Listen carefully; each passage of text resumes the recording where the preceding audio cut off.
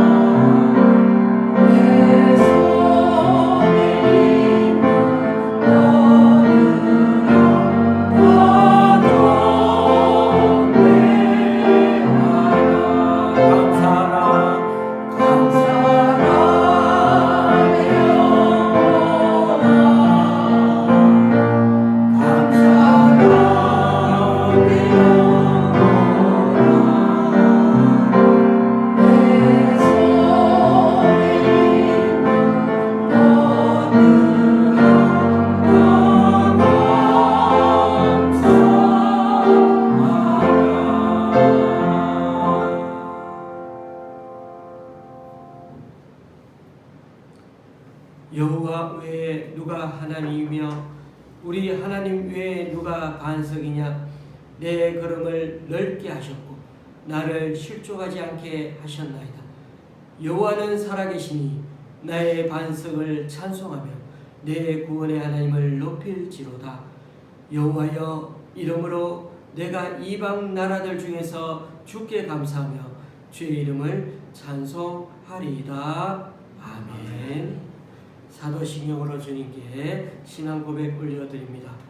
전능하사 천지를 만드신 하나님 아버지를 내가 믿사오며 그 외아들 우리 주 예수 그리스도를 믿사오니 이는 성령으로 잉태하사 동정녀 마리아에게 나시고 본디오 빌라도에게 고난을 받으사 십자가에 못 박혀 죽으시고 장사한 지 사흘 만에 죽은 자 가운데서 다시 살아나시며 하늘에 오르사 전능하신 하나님 우편에 앉아 계시다가 저리로서 산자와 죽은 자를 심판하러 오시리라.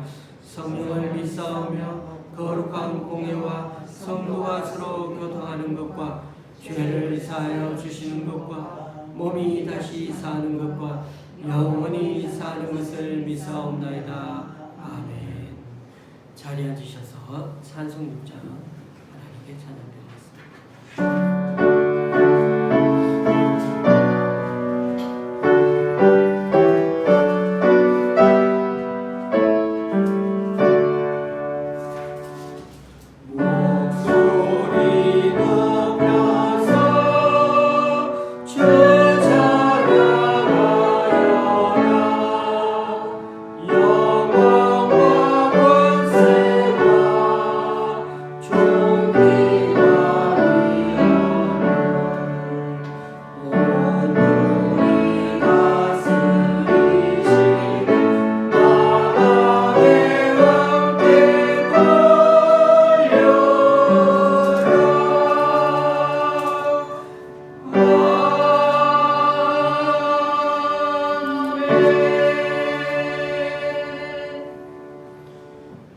교도문 85번을 다 함께 교독하시겠습니다. 교도문 85번입니다.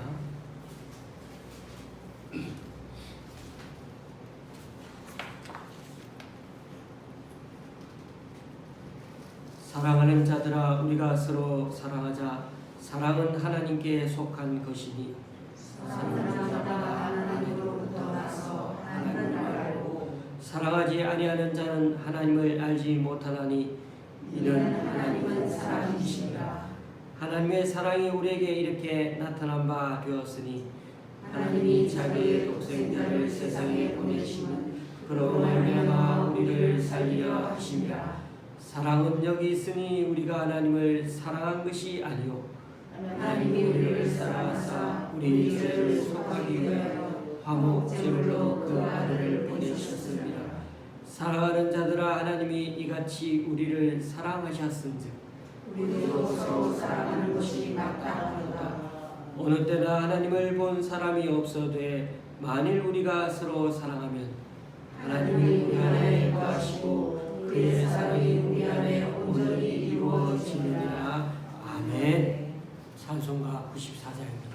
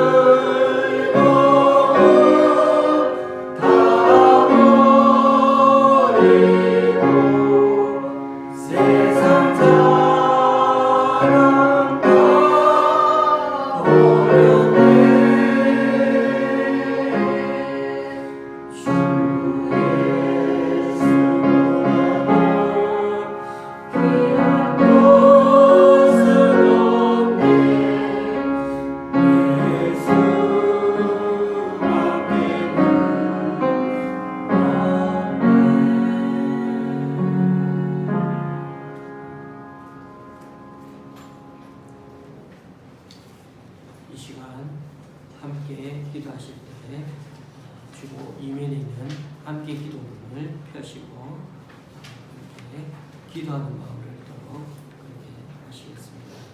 첫 번째 줄은 제가 먼저 읽고 다음 줄을 함께 읽으면서 기도하도록 하겠습니다. 먼저 우리 자신을 살피고서 기도하고자 합니다. 우리가 죄악을 품고 기도하면 그 기도는 듣지 않으시기에 이 시간 우리 자신의 죄인됨과 부족함, 연약함을 주님께 고백하고 맡깁니다. 주님의 보혈로 우리를 정결케 하여 주시고 성령님의 인도하심과 능력을 덧입어 기도하는 이 시간 되게 하여 주소서. 잠시 기도하시겠습니다.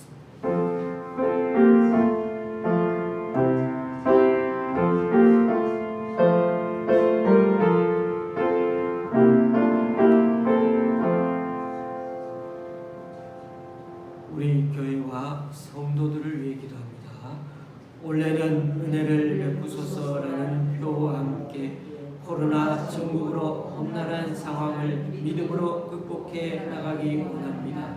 연초에 각자 받은 말씀을 마음에 새겨 올 한해도 어떻게 주님께서 역사에 가시는지 올 연말까지 길잡이가 되게 하시고 직장과 사업, 학교와 가정에서도 이 모든 일을 잘 감당하도록 튼튼한 건강 주시고 물질로 채워 주옵소서.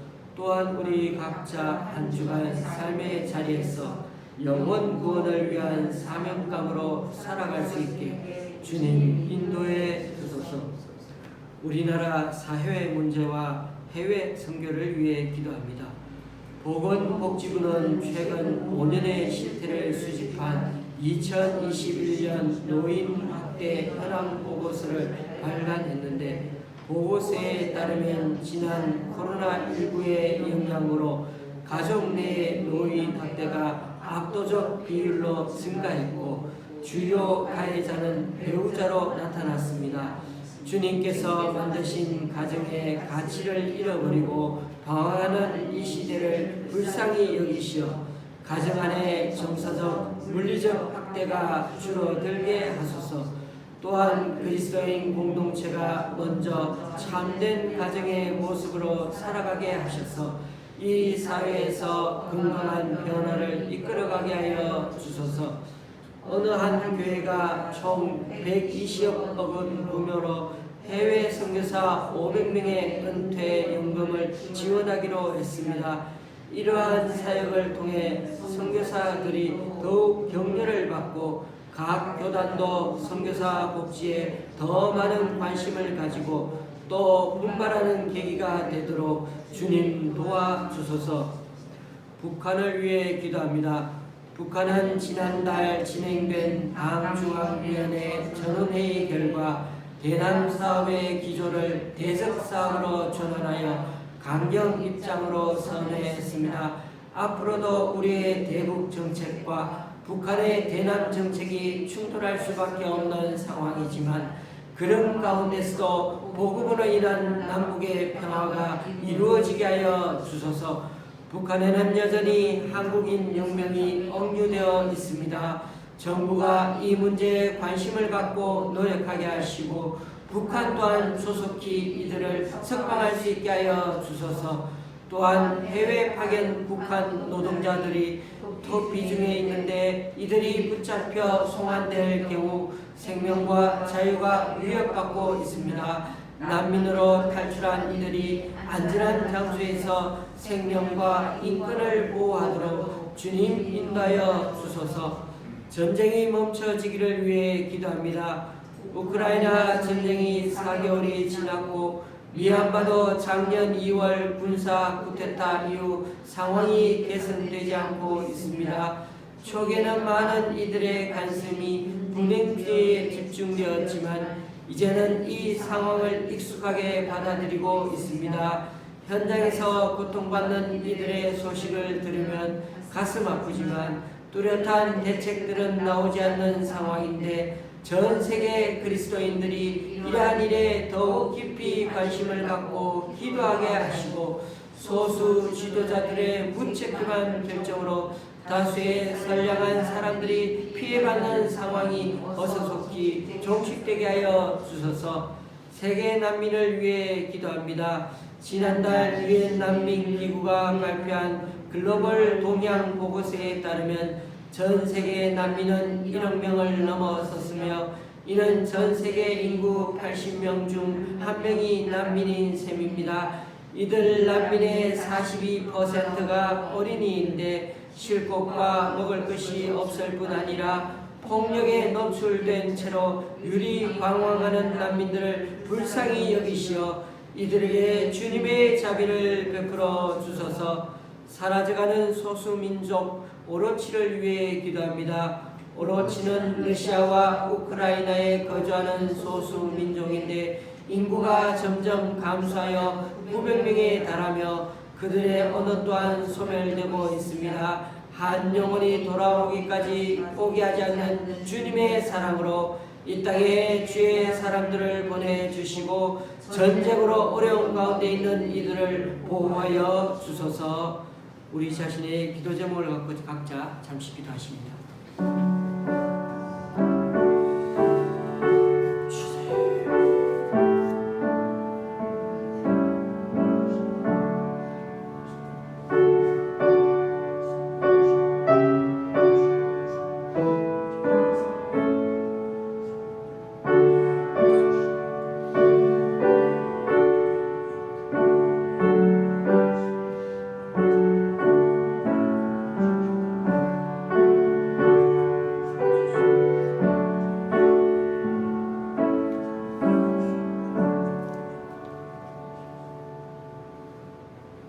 예수님으로 이름으로 기도드립니다.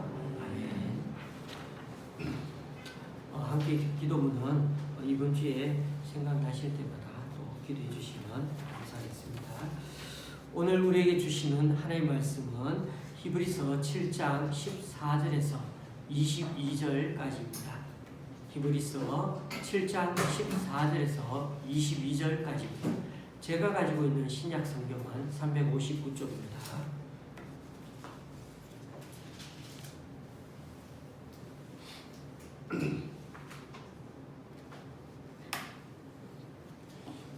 교독하실 때 마지막 절은 같이 읽도록 그렇게 하시겠습니다. 우리 주께서는 유다로부터 나신 것이 분명하도다. 이 지파에는 모세가 제사장들에 관하여 말한 것이 하나도 없고 멜기세덱과 같은 별다른 한 제사장이 일어난 것을 보니 더욱 분명하도다. 그는 육신에 속한 한 계명의 법을 따르지 아니하고 오직 불멸의 생명의 능력을 따라 되었으니 증언하기를 네가 영원히 멜기세덱의 반차를 따르는 제사장이라 하였도다. 전에 있던 계명은 연약하고 무익함으로 폐하고 율법은 아무것도 온전하게 못할지라 이에 더 좋은 소망이 생기니 이것으로 우리가 하나님께 가까이 가느니라. 또 예수께서 제사장이 되신 것은 맹세 없이 된 것이 아니니 그들은 맹세 없이 제사장이 되었으되 오직 예수는 자기에게 말씀하신 이로 말미암아 맹세로 되신 것이다. 주께서 맹세하시고 뉘우치지 아니하시니 네가 영원히 제사장이라 하셨구나. 이와 같이 예수는 더 좋은 언약의 보증이 되셨느니라. 아멘.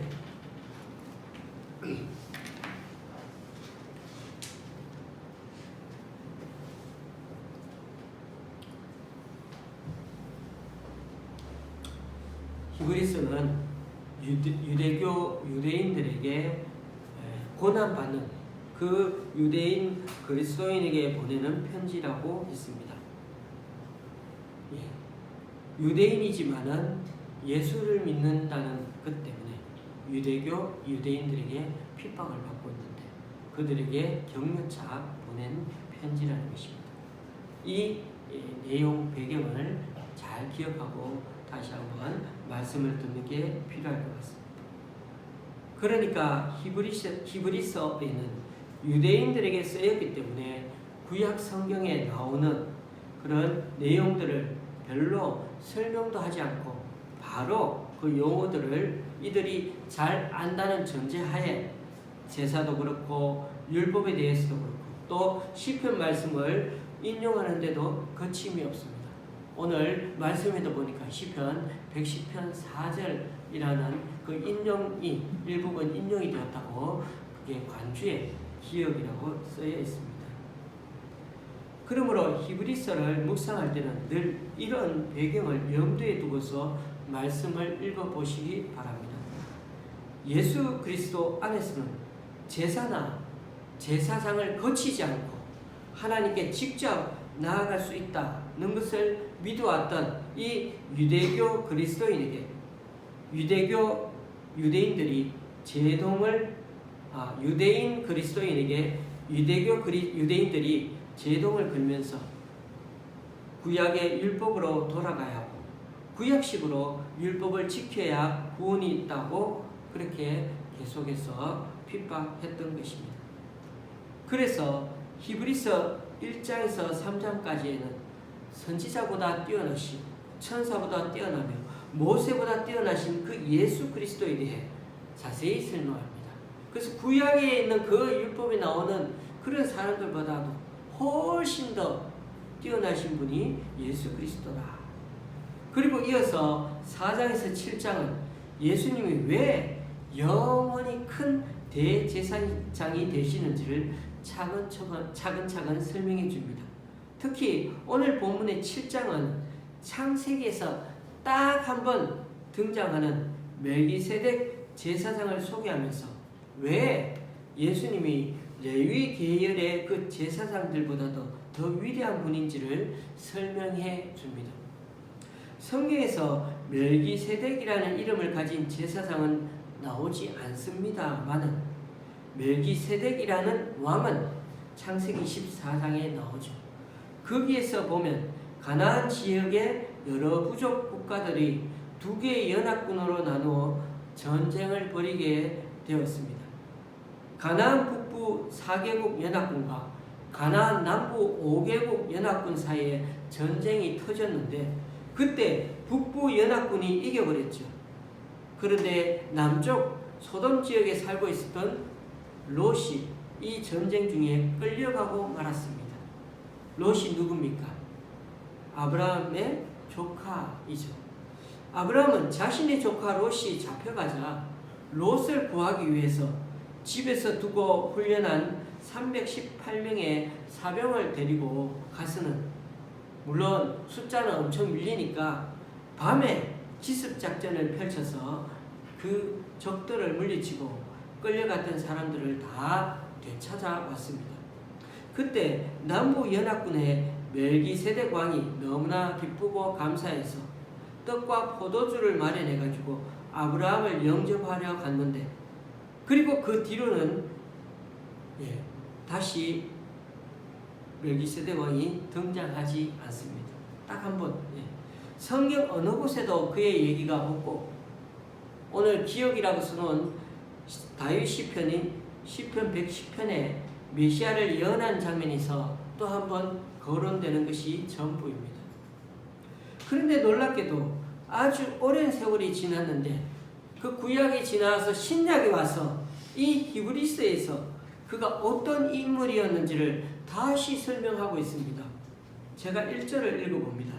이 멜기세덱은 살렘 왕이요 지극히 높으신 하나님의 제사장이라 여러 왕을 쳐서 죽이고 돌아오는 아브라함을 만나 복을 빈 자라. 이 멜기세덱은 살렘 즉 평화란 뜻이죠. 살렘의 그 도시 국가의 왕이고 또 거기에 이제 부연해서 살린 게 지극히 높으신 하나님의 제사장이었다고 히브리서는 증언합니다. 그런데 우리가 아는 지식으로는 이 당시에 하나님의 제사장이 있다는 게 좀 이해가 안 됩니다. 물론 창세기 14장에 그렇게 기록되어 있습니다만은 이스라엘 자손들에게 율법이 주어지고 또 제사장을 세워서 하나님께 제사를 드리고 예배를 드리게 된 것은 언제부터 출애굽을 하면서 그렇게 그런 제사 제도가 갖춰지지 않았습니까? 그래서 모세의 형 아론이 첫 대제사장이 되지 않았습니까? 그런데 아브라함보다 약 500년 이후의 사람입니다. 이런 역사적 맥락에서 보면 멜기세덱은 종교제도가 정착하기 이전의 인물이었고 아주 고대 시대에 종종 볼 수 있었던 재정일치 사회, 즉 왕이면서도 제사장이기도 했던 그런 인물이라고 볼 수 있습니다. 멜기세덱은 왕관을 썼을 뿐 아니라 하나님의 제사도 주관하던 사람이었다는 것입니다.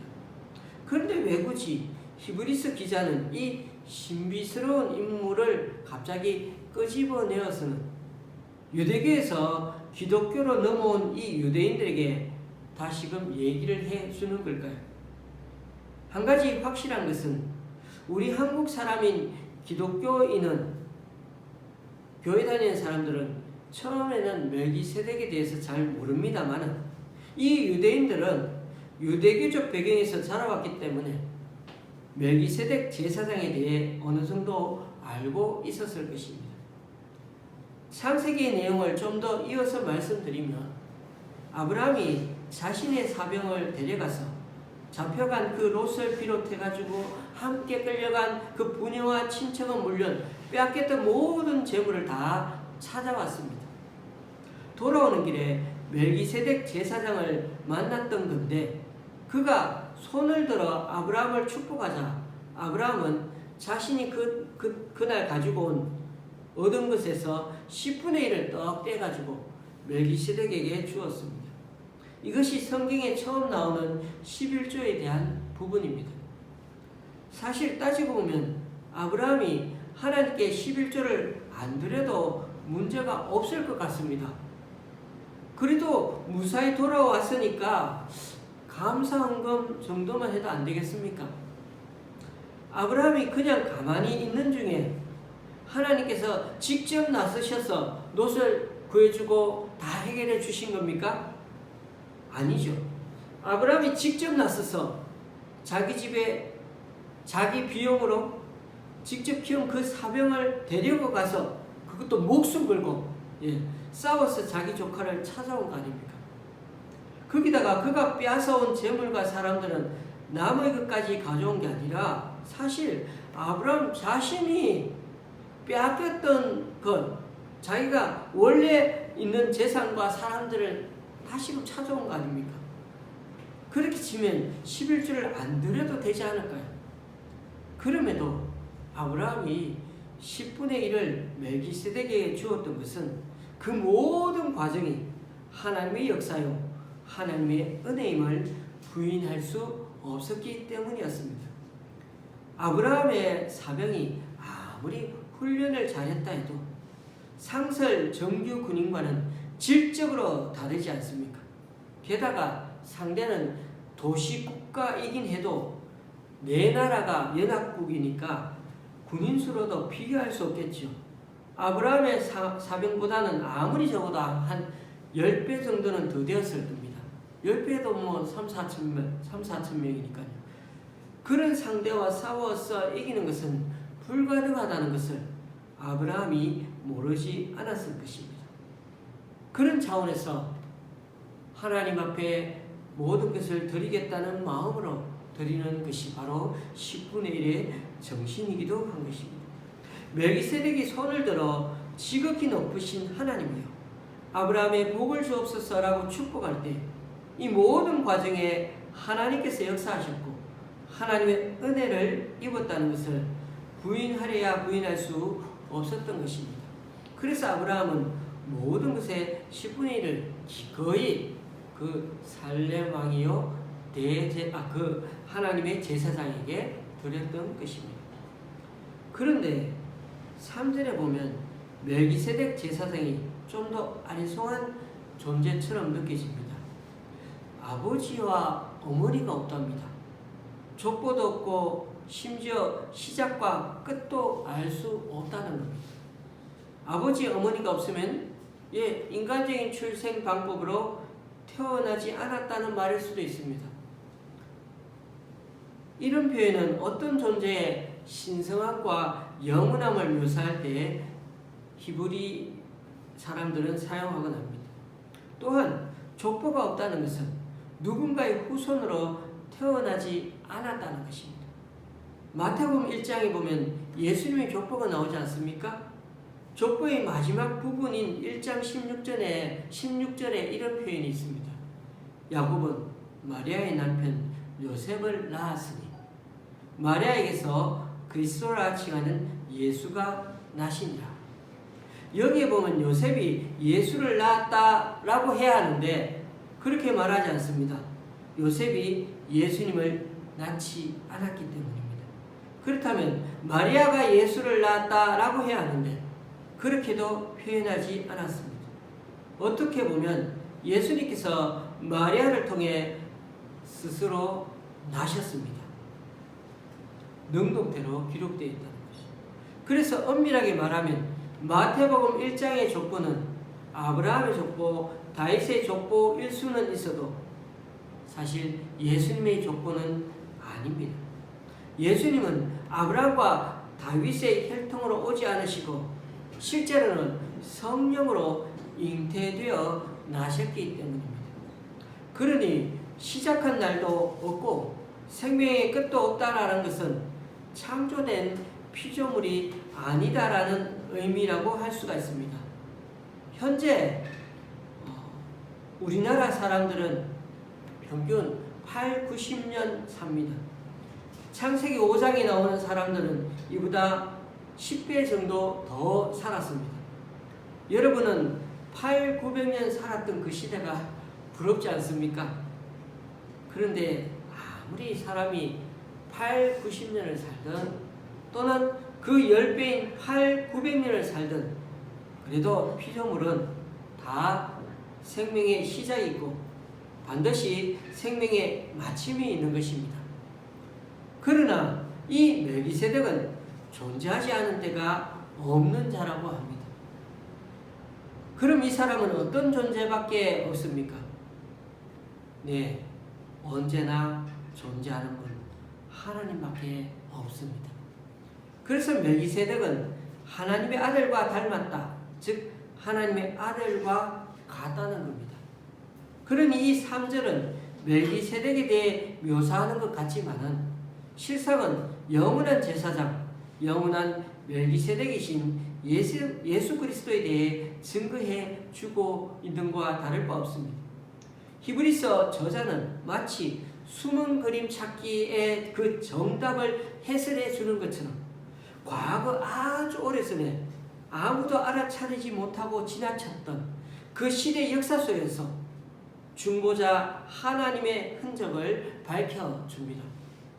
교우님들, 히브리서의 이런 얘기를 들으면서 사람의 모습으로 찾아온 하나님이 과거 성경 속에 여러 군데서 등장하지 않으셨을까 하는 그런 생각이 들지는 않으십니까?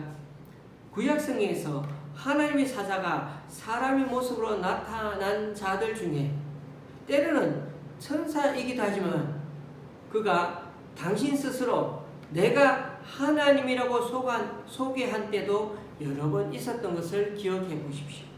예를 들면 하나님이 소돔과 고모라를 심판하실 때 잠시 아브라함 장막에 들르지 않았습니까? 3명의 천사가 왔는데 그 3명 중에 한 분이 당신 스스로 하나님이라고 하시지 않았습니까?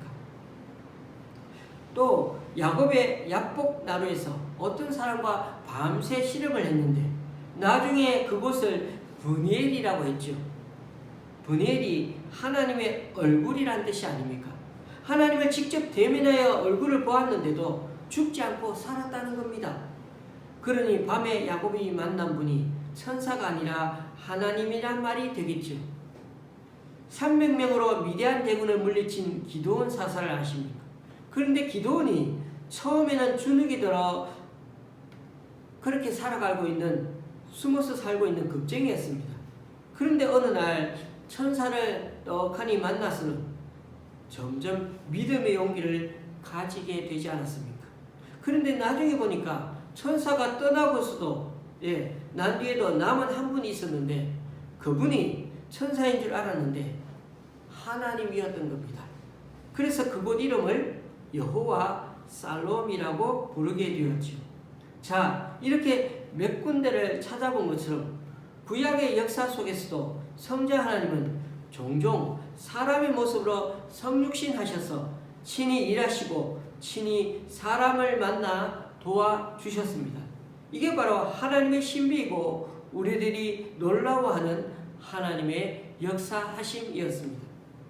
그런 멜기세덱에게 아브라함은 노량물 중에 10분의 1을 아끼지 아니하고 드렸습니다. 그런데 앞에서도 말씀드렸듯이 레위 지파 그 중에서도 아론의 후손에 이르렀어야 하나님의 제사장 제도가 시행되었다고 하지 않습니까? 멜기세덱이 레위의 증조 할아버지인 아브라함에게 나타났고 아브라함은 그에게 10분의 1을 드렸으니 멜기세덱은 레위족과는 아무 상관없는 것이 당연한 일입니다. 멜기세덱은 레위 아론 계열의 제사장이 아닌데도 불구하고 아브라함은 멜기세덱에게 11조를 드렸고 멜기세덱은 또 자연히 아브라함을 축복해 주는 위치에 서게 되었습니다. 아론 계열이 아닌 멜기세덱 제사장 계열이 더 위대한 이유가 여기에 있다는 것입니다. 그리고 8절 말씀을 보시면 아론 계열 제사장들은 다 언젠가 죽을 사람들이 10분의 1을 받았지만은 멜기세덱은 영원히 살아있는 제사장으로서 10분의 1을 받았다는 겁니다. 이처럼 히브리서 저자는 아론 후손들의 제사장과 멜기세덱 계열의 제사장의 차이를 계속 비교해서 설명해 줍니다.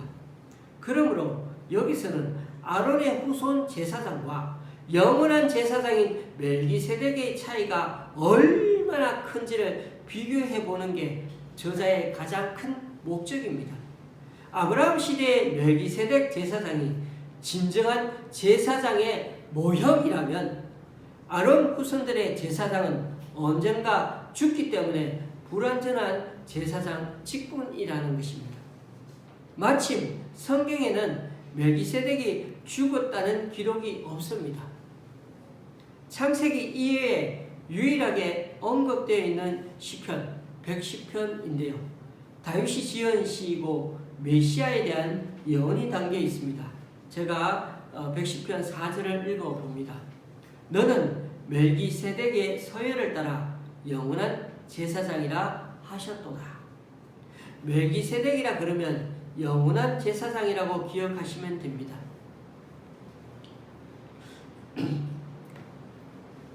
히브리서 저자는 아론 계열 제사장은 불완전한 인간의 제사 제도이지만은 멜기세덱 쪽은 영원히 현존하시는 제사장이신 그리스도에 대해서 증거해 주고 있다는 것입니다. 이 히브리서 7장에 보면 아브라함이 멜기세덱에게 10분의 1을 바쳤다는 내용이 반복해서 나옵니다. 4절, 5절, 6절, 8절, 9절 5번이나 언급하고 있죠. 이것은 11조를 덜해야 한다는 것을 계속 강조하는 게 아니라 아브라함보다 멜기세덱이 더 위대하다는 것을 강조하고 있는 것입니다. 레위 지파가 대대로 제사장직을 감당하고 있어 더 크게 여겨질 수도 있겠지만 그러나 아브라함의 증손자인 레위도 아브라함이 멜기세덱을 만날 때 아직 어떻게 태어나지 않은 존재, 여기 표현은 아브라함의 허리에 있었다고, 몸속에 있었다고 표현하고 있습니다. 그러니 레위 지파 역시 멜기세덱 제사장에 비하면 아무것도 아니라는 걸 강조하고 있습니다. 오늘 설교 제목이 멜기세덱의 반차입니다. 반차라는 말이 좀 어렵죠. 그냥 반열 또는 계열이라고 바꿔도 됩니다. 그런데 제가 좀 생각하기에는 본문의 문맥을 살리는 의미로 뒤를 잇는다라는 말로 그렇게 붙여보시면 좋을 듯 합니다. 히브리서에서 창세기에 나오는 이 멜기세덱 제사장에 대해 얘기하면서 아주 신비스러운 존재로 소개하는 것은 바로 예수 그리스도가 멜기세덱의 뒤를 잇는 영원한 제사장임을 드러내기 위해서입니다.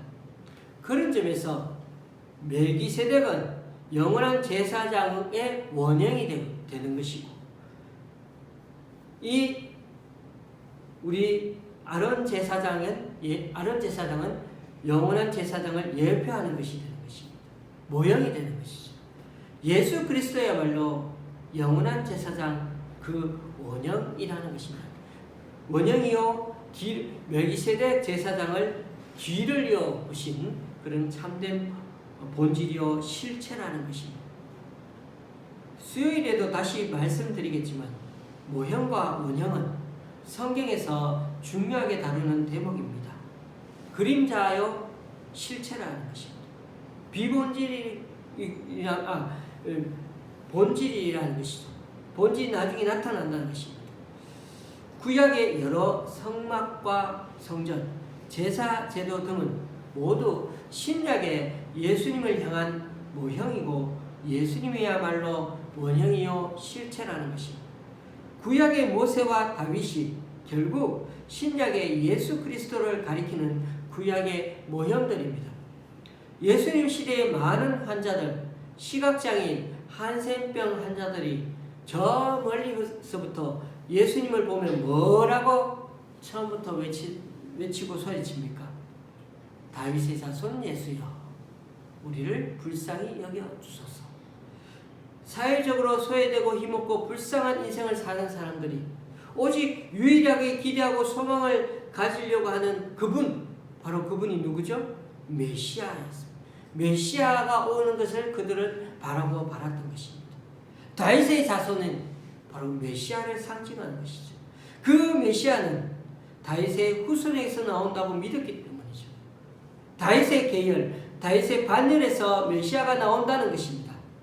그런 점에서 히브리서 기자가 말하는 이 멜기세덱의 관차의 의미는 육신의 혈통이 아닌 영적 혈통, 하나님의 언약과 약속으로 말미암는 후손이라는 뜻이고, 이것이 메시아를 가리키는 뿐만 아니라 대제사장, 우리의 죄를 진정으로 이렇게 사해 주시는 그런 참 본질적인 그런 대제사장을 가리킨다는 것입니다.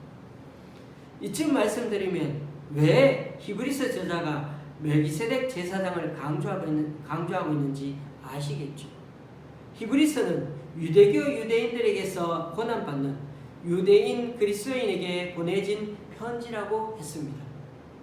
당시 기독교 영향력은 참 미미했습니다. 요즘처럼 전 세계에 많은 그리스도인이 있는 게 아니었습니다.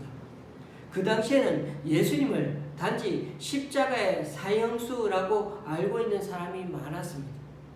그러니 유대교 유대인들의 시선으로 볼 때는 기독교는 참 하찮게 여겨졌고, 그 도를 따르는 사람들은 그냥 무시해도 되는 것처럼 여겨졌습니다.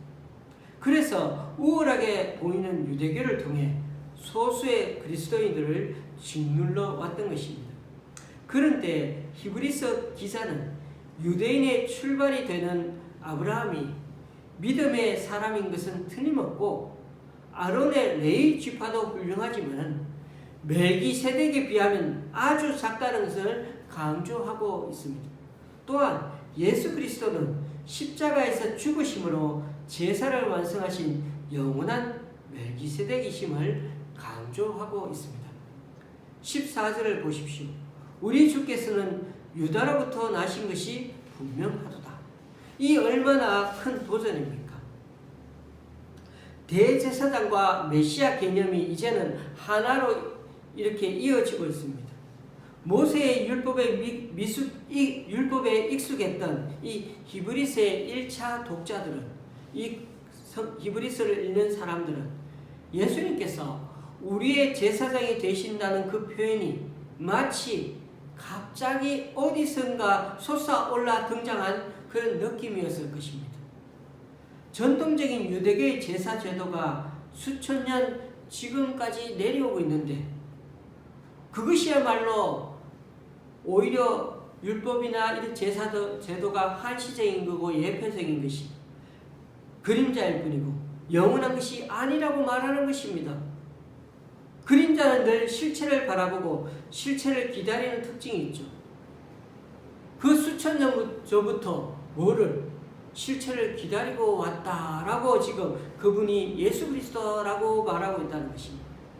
지금까지 이런 아론 계열의 제사장 직분은 실체가 오기 전까지만 존재하는 것이고 아주 오랫동안 그렇게 존재했다 하더라도 예수 그리스도께서 오심으로 이전에 그 기준은 모두 이제는 예수 그리스도 안에서 새롭게 해석되고 또 성립되어야 한다는 것입니다. 그러니 히브리서에서는 유대 그리스도인들에게 힘주어 말하기를 본질과 비본질이 뒤바뀌었다는 것입니다. 유대계의 율법과 제사제도가 참 대단하게 보여도 그림자요 예표일 뿐 참 실체 되시고 영원한 대제사장이신 예수 그리스도가 오심으로 모든 게 성취되었다는 것입니다. 그러니 당연히 우리는 실체 되시고 원형 되신 그 예수 그리스도를 영원한 대제사장으로 믿고 따르는 게 맞다는 것입니다. 그래서 22절 말씀 이와 같이 예수는 더 좋은 언약의 보증이 되셨느니라고 결론적으로 말씀해주고 있습니다. 구약시대의 제사장들은 하나님께서 임명하신 임명직이었습니다. 그들도 하나님 앞에 죄인들이었기 때문에 불완전한 존재여 불완전한 제사 제도였습니다. 그러나 예수님은 어떻습니까? 하나님과 근본 본체이시기에 누구로부터 임명을 받아 제사장직을 수행하는 것이 아니라 변함이 없으시고 신실하신 성품으로 우리에게 영원한 약속을 계속해서 주시면서 제사장직을 수행하고 계십니다. 예수님께서는 삼위 하나님께서 우리에게 베푸신 새 언약이 더 좋은 것임을 보증해 주고 계십니다. 세상에 그 어떤 왕이 자기 백성을 위해 목숨을 내어놓겠으며 그 어떤 제사장이 자신의 몸을 제물로 삼아서 하나님과 화해를 이루며 영원한 중보자가 될 수 있겠습니까? 이 부분은 수요일에 더 세밀하게 말씀드릴 부분들입니다. 말씀을 맺겠습니다. 오늘은 멜기세덱에 대해서만 말씀드리고 마쳐야 될 것 같습니다.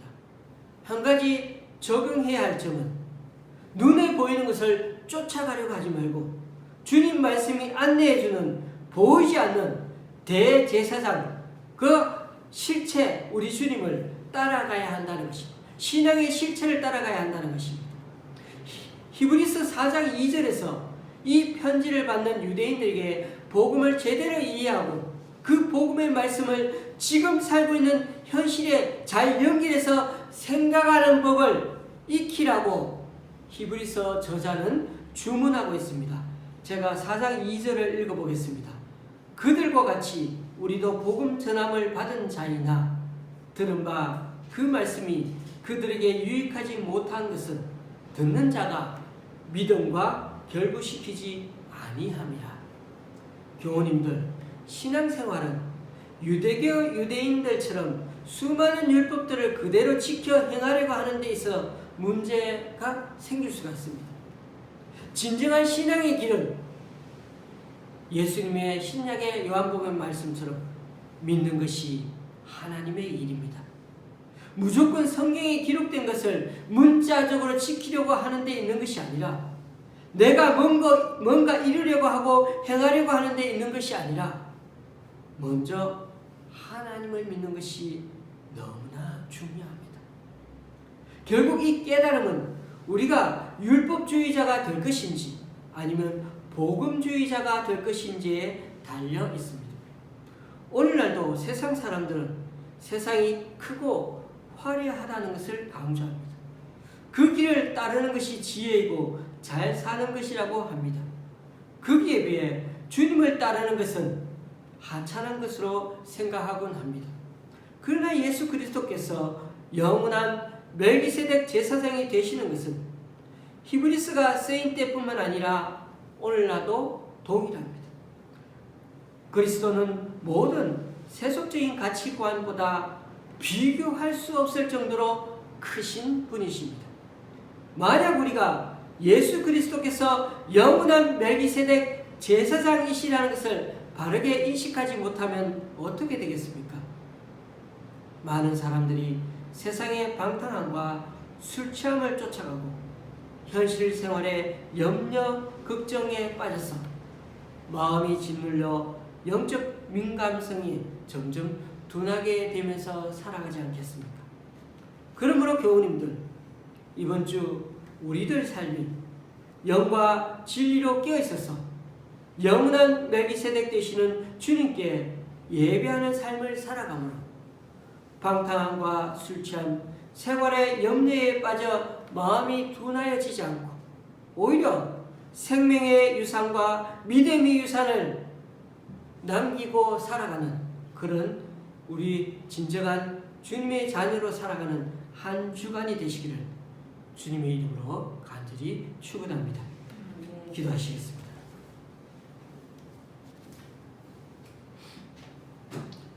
하나님 아버지, 히브리스가 기록될 때 그리스도인들은 박해를 참 많이 받아왔습니다. 유대교 신봉자들은 아브라함이 위대하다고 생각했고 제사장 지파인 레위 지파와 아론이 크다고 생각해서 그것으로 유대인 그리스도인들을 공격하곤 했습니다.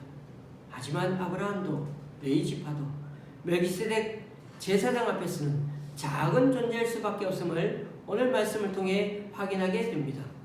우리가 살아가는 세상에서도 세속적인 가치관이 크다고 속삭이고 눈에 보이는 것을 최상의 가치로 두는 것이 우리 자신의 인생이 점점 더 크게 되고 또 행복하게 되는 게 성공하는 것이라고 유혹받을 때가 많습니다. 그럼에도 우리가 언제 어디서나 영원한 멜기세덱이신 주님을 높이는 삶을 살게 하시고 그분이 그 무엇보다도 크신 분임을 잊지 않게 하여 주시옵소서. 그 영원한 멜기세덱이신 주님께 날마다 영과 진리로 예배하는 삶을 살아가게 하여 주시옵소서.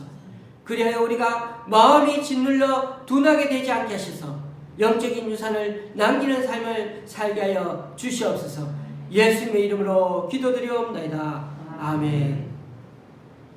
찬송가 82장입니다. 오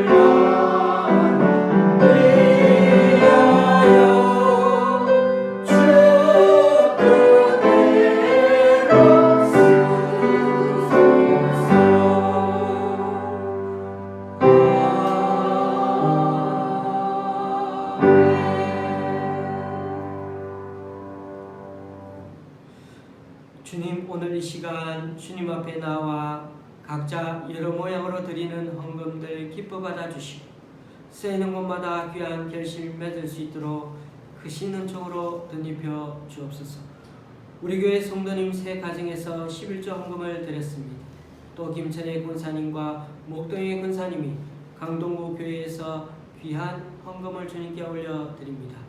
이분들의 헌신과 승김 귀하게 받아주셔서 이분들을 통하여 하나님 나라가 더욱 확장되게 하여 주옵소서. 또한 하나님, 오늘도 죄와 허물로 죽었던 우리를 위해 예수님께서 자기 몸을 제물로 드리셔서 우리의 죄 문제를 해결하여 주시고 우리의 영원한 소망이 되심을 깨닫게 해주시니 참으로 감사합니다. 하나님께서 명세를 주신 이 언약, 그리고 그리스도로 보증하신 그 언약의 말씀의 그 확실성을 다시 한번 믿음으로 인생의 험산 줄령 앞에서도 결코 흔들리지 않고 소망 가운데 견고히 서는 우리들 모두가 될 수 있도록 인도하여 주시옵소서. 예수님의 이름으로 봉헌기도 드립니다. 아멘. 앞뒤서로 인사 나누시겠습니다.